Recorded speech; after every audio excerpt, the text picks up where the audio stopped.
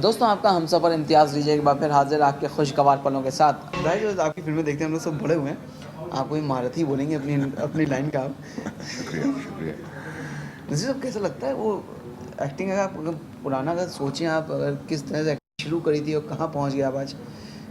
कभी सोचने का वक़्त मिलता है? कहाँ थे, कहाँ पहुँचे हैं? गुजरा हुआ वक्त तो हमेशा साथ ही रहता है, लेकिन उसमें जीते रहना मेरे ख्याल से सेहतमंद बात नहीं है। तो मैं पुराने ज़मानों के बारे में सोचता नहीं हूँ ज़्यादा। काफ़ी कुछ हासिल किया है, शुक्र मनाता हूँ। बुज़ुर्गों की दुआएं साथ थीं, मेहनत करने का मादा था, और कई लोग ऐसे मिले जिन्होंने अकीदा रखा मुझ में। इन सब बातों का तो शुक्र मनाता ही हूँ, लेकिन अब भी ऐसा लगता है कि बहुत कुछ है करने को।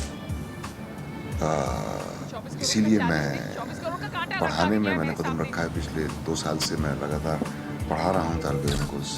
विस्लिंग वुड्स नाम का एक फिल्म इंस्टीट्यूट है जो सुभाष घई ने बनाया है, उसमें मैं पढ़ाता हूँ। ये तो अच्छी बात है कि आप में जो भी आपके जो क्वालिटीज़ हैं वो दूसरों को मिल रही हैं, बहुत अच्छी बात है। लेकिन आप मुझे क्या उस टाइम में जब आपने इंडस्ट्री में कदम रखा था तो नसीर साहब याद है कि वालिदैन उनके क्या रिएक्शन थे? मतलब वो पूरी तरह मुतमईन थे?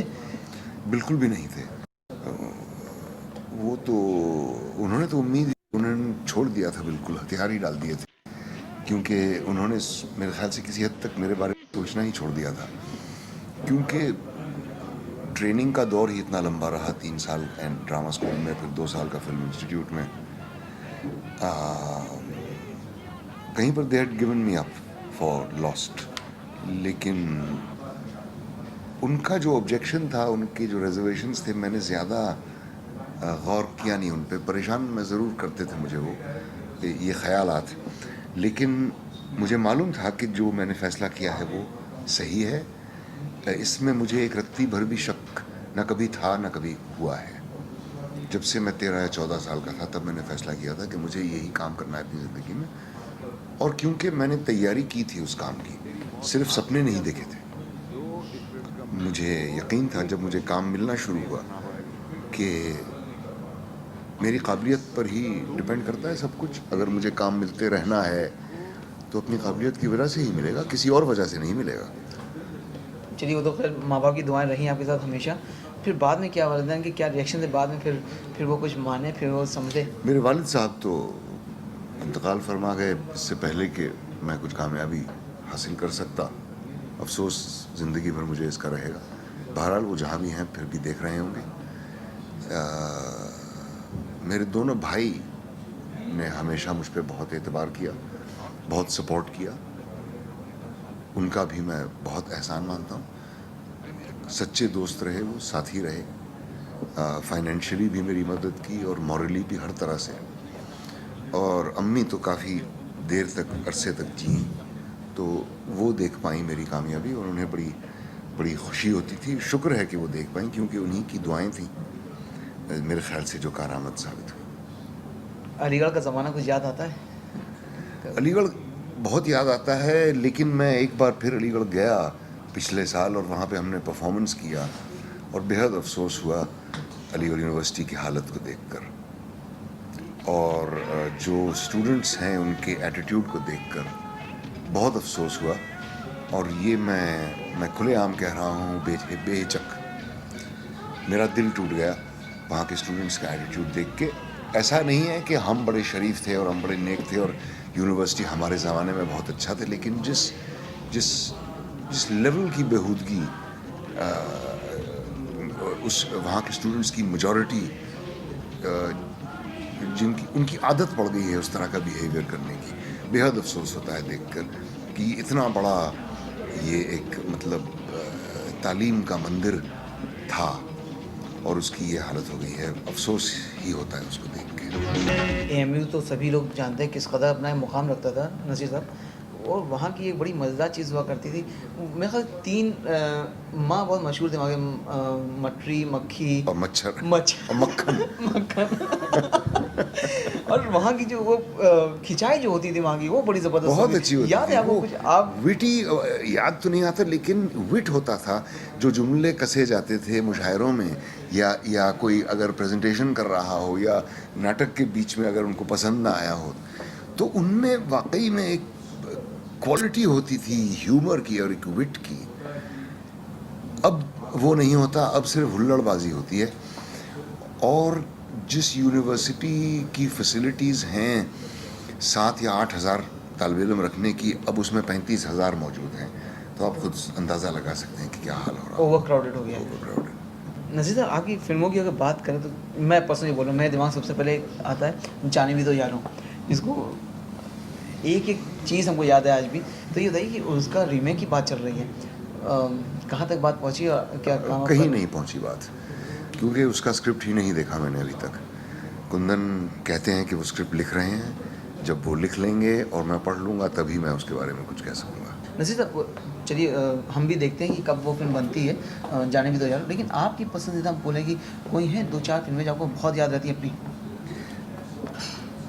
ज़्यादातर याद जो है उन फिल्मों के बारे में वो प्लेजेंट ही है, क्योंकि ज़्यादातर फिल्मों में मज़ा ही आया था। कई ऐसी हैं जिनमें नहीं भी आया था, लेकिन उनके बारे में मैं भूल गया हूँ, फिल्मों के बारे में भी और उस दौर के बारे में भी जब वो बनी थी। लेकिन बहुत ऐसी हैं जो जो जिनमें मज़ा आया। लेकिन मैं समझता हूँ इस स्टेज पर पहुँच के कि परजानिया, खुदा के लिए, वेडनेसडे और एक चौथी फिल्म आने वाली है जिसका नाम है फिराक, जो नंदिता दास ने बनाई है। इन 4 फिल्मों के अलावा अगर मैंने अपनी ज़िंदगी में और कोई फिल्म ना की होती तो मुझे लगता है कि मेरी ज़िंदगी कामयाब रही होती। I consider these to be the 4 most significant films I have done in my entire career. खुदा के लिए नो डाउट बहुत ज़बरदस्त करेक्टर था, और फिल्म को देखने के बाद लगता नहीं था कि ये एक पाकिस्तानी प्रोडक्शन है, क्योंकि उस लेवल का प्रोडक्शन पाकिस्तान में होना इतना अच्छा स्टार्ट, एग्जैक्टली। तो कमाल था वो, तो कमाल था वो। और मैं बहुत ज़्यादा मतलब उत्सुक नहीं था ये फिल्म करने के लिए, लेकिन शोएब ने मुझे वो कहा कि आपको मैं 2 पेज भेजना चाहता हूँ।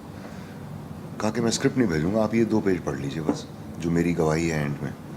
और वो पढ़ के मेरे तो रोंगटे खड़े हो गए। मैंने कहा ये अगर ये इस लेवल पर है ये 2 पेज, तो ये बाकी स्क्रिप्ट क्या होगी।